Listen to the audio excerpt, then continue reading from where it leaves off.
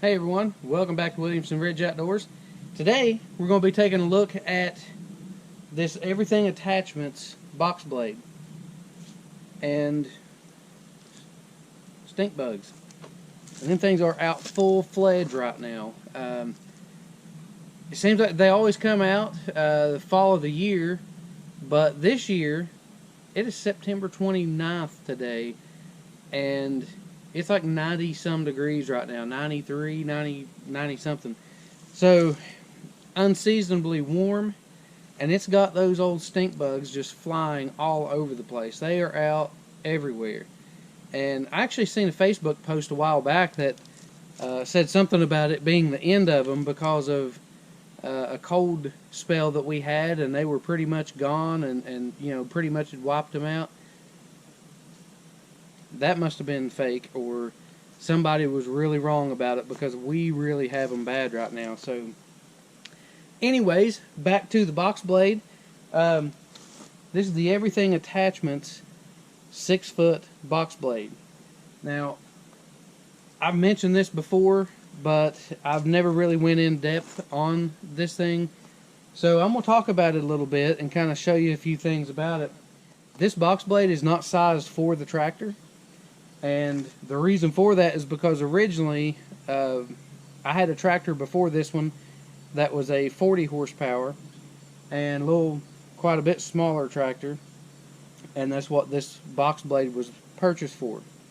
But instead of buying all new implements and all that kind of stuff whenever I got my bigger tractor, then I've just kind of made do with the majority of implements. So I'm just a little more cautious with them to try not to tear them up. And I think that this box blade was actually rated for a 45 horsepower 4-wheel drive tractor, and since my tractor is a 63 horsepower, then what I normally do is run it in 2-wheel drive to try to keep from tearing things up. That is not always the case though. I actually did break one of my rippers, and the one down here on the end, as I was working on some yard work actually,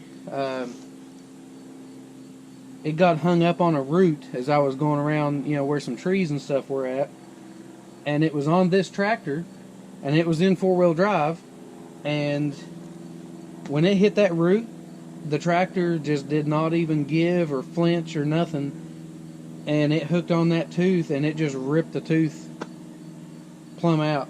Now, it didn't hurt the mounts or anything like that. All the mounting brackets, all that stuff are good. It actually only ripped the tooth off of it. The ripper itself, or the metal structure of it, is still perfectly fine. It just ripped this tooth off of it. And I just haven't replaced it. And most of the time, whenever I'm grading my driveway and stuff anyways, I leave these up anyways, turned up, so they don't drag the ground, because I really don't need to dig in. I just need to kind of go over and fill in some of the low spots and that kind of stuff. Now, this blade is actually a little bit small for the tractor, width and rating wise, but it still works perfectly fine.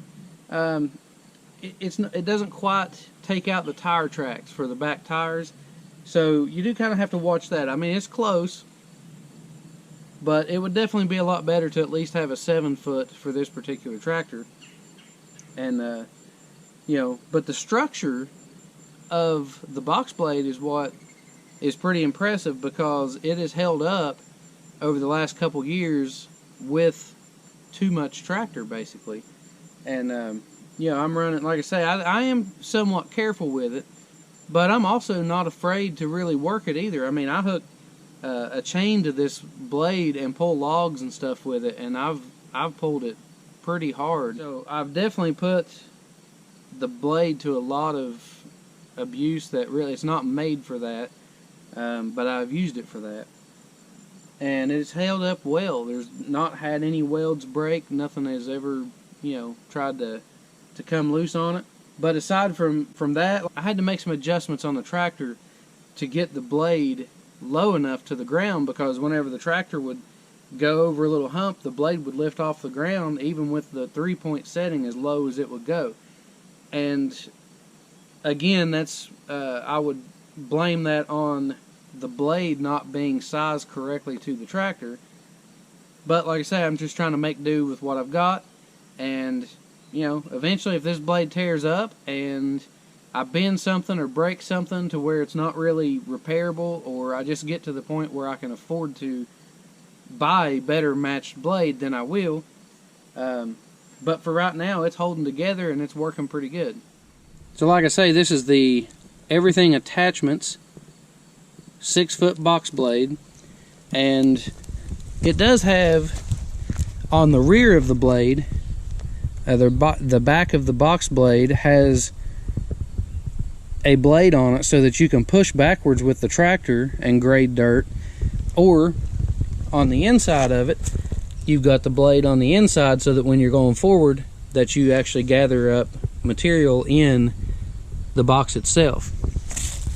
It's got 6 of these ripper shanks on it, and like I say, all that's been sturdy, but these are like pressed on right here, and I guess they're made to replace. So whenever I hooked that on a root and the root, you know, just didn't give and the tractor didn't stop or anything, then it just ripped that loose from there, and the rest of the shank was actually perfectly fine. Nothing on the structure has ever bent, none of the mounting points or anything like that. None of the welds have ever given me any problems. And a lot of times I even hook a chain right here around the back of this blade, and it's putting pressure right here on this weld point whenever I'm pulling a log or something like that.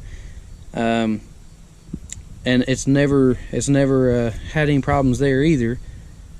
So the structure of this thing, I definitely would say is very good. They do a really good job of welding this thing together. The seams are just really nice, pretty welds. Very well done. If you notice the way I currently have this blade set up, it's actually tilted forward a little bit, and that's so that inside scraper blade will actually cut down into the dirt and build material up inside the box. If you have it tilted, it's sitting flat, it doesn't cut as much, or if you have it tilted back, it doesn't hardly cut at all, and it pretty much will just kind of level things out. But it mostly rides on this back blade if you have it tilted backwards. So, you know, most of the time you tend to want to have it tilted either flat or slightly forward to give you a little bit more of a cutting angle on it. And if you really needed to cut a lot, then you can drop those rippers down and start taking material out with those, and kind of bust it up and makes it loose so that then it will gather up inside your blade.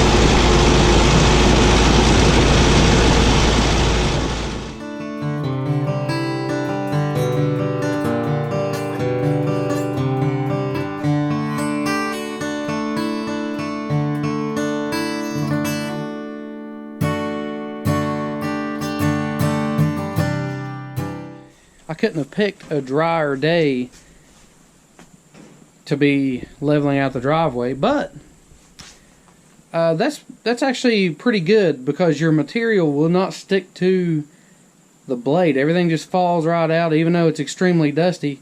I mean, just look at the back of the tractor. I mean, this is just from today, or at least most of it's just from today. This is our dog Jasmine. She wants to say hi. Hey Jasmine, say hi. Jasmine, speak. There you go. Good girl. Good girl. Speak. Okay.